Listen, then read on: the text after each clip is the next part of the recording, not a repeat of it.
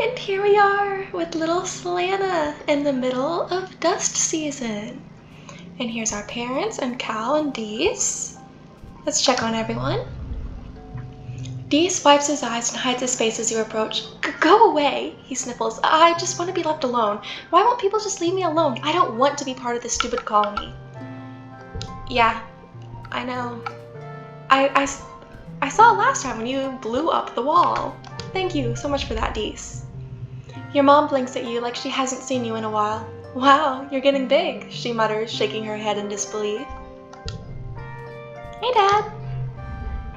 You spot your dad playing cards with two of the other agriculturists. You don't recognize the game, but you watch your dad throw his hand down and groan, then peel off his shirt and toss it into the pot. I'm literally losing my shirt over here, he says, and his two friends laugh uproariously. Your dad wipes his eyes, chuckling, then sees you. Oh, hey, Solanna, you need something? No, just saying hi. Hey, Cal.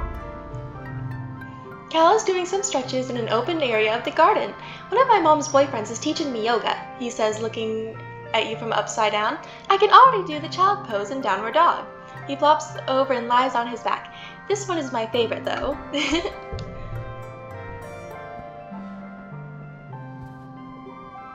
Oh, hey, Mars.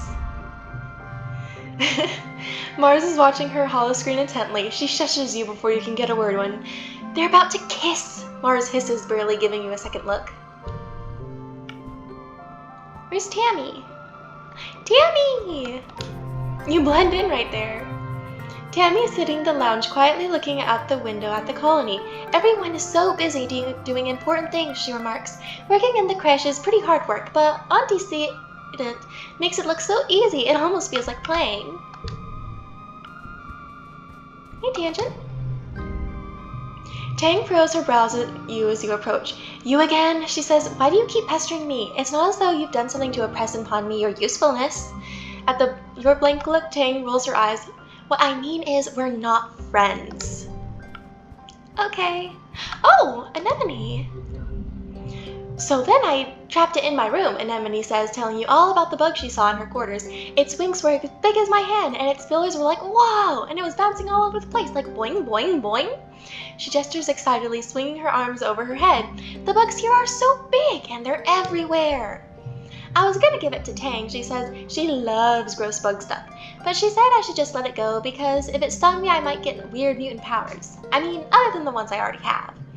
I wanted to see if I got more weird mutant powers, so I started jumping around up higher and higher things until I was jumping off the back of the ship, and I got in so much trouble, but it wasn't even that high. She stops in her tracks. Hold on, she says, stopping to rub irritably at her knees for probably the 100th time in the past 5 minutes. Ugh, I'm gonna die. I busted up my knees and it's so itchy when my scales grow in. Annie, don't pick at it. Chief Steward Antecedent's voice rings out across the garrison. Pleasant but firm, it instantly transports you back to being in the ship creche, tugging on her skirts and calling her auntie. Anemone jumps and stands straight up, her hands flying to her sides. But Mom, Anemone whines, sticking her fingers into her knees as Antecedent approaches you both. It's so scratch-tastically itchy. I know, lovely, Antecedent soothes her, patting down her riotous red hair, but the more you pick at it, the thicker your scales are going to grow in. Anemone tucks her hands under her armpits to keep from scratching. But what if I want to have cool scales? She pouts. Antecedent smiles indulgently. At this rate, you're going to be covered in them before you know it. No need to rush.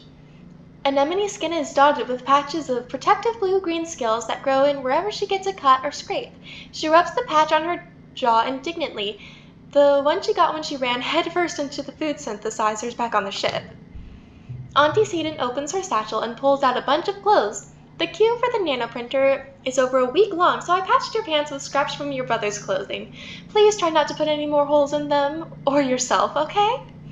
She hands the clothes to Anemone and kisses her on the forehead.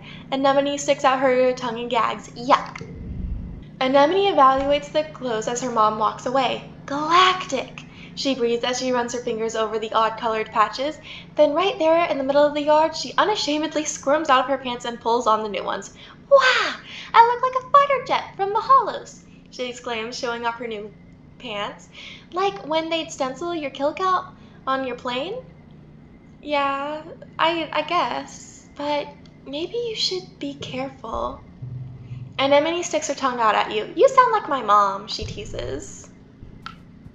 Well, maybe that's not a bad thing.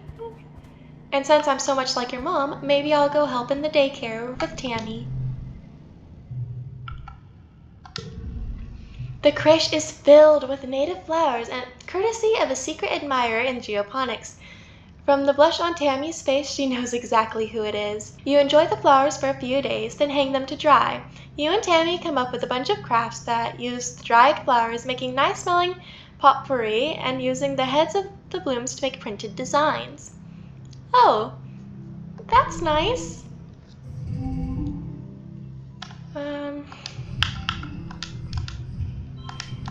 Here. Oh, hey, a Supergirl.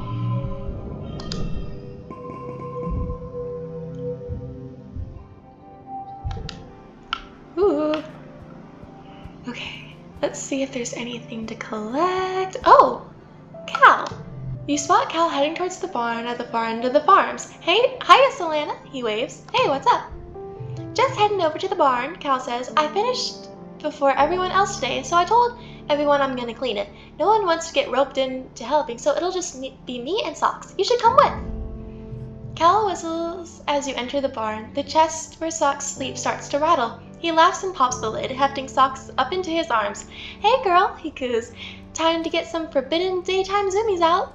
You and Cal play with Socks for a little while, chasing her around the barn. She chitters and stomps her stubby little legs, clearly enjoying the attention. I have a little while before I have to get back to work, Cal says. What should we do?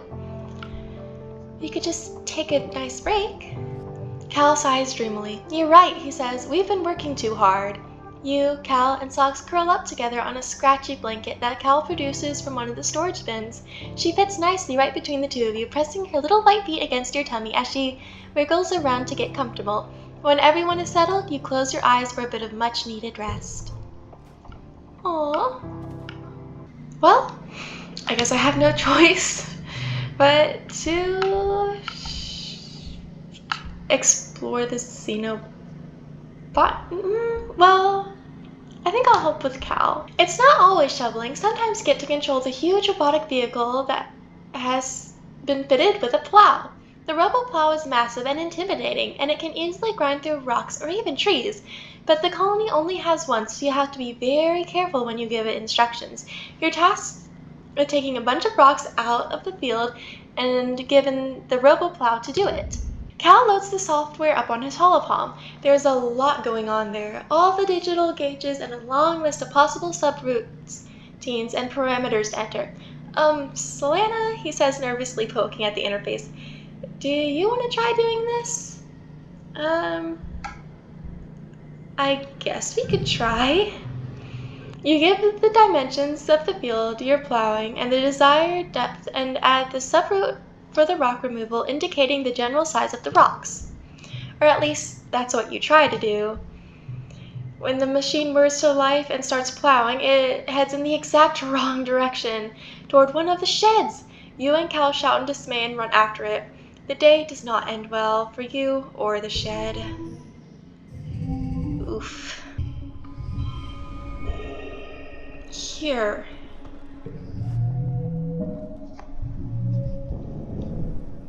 Okay.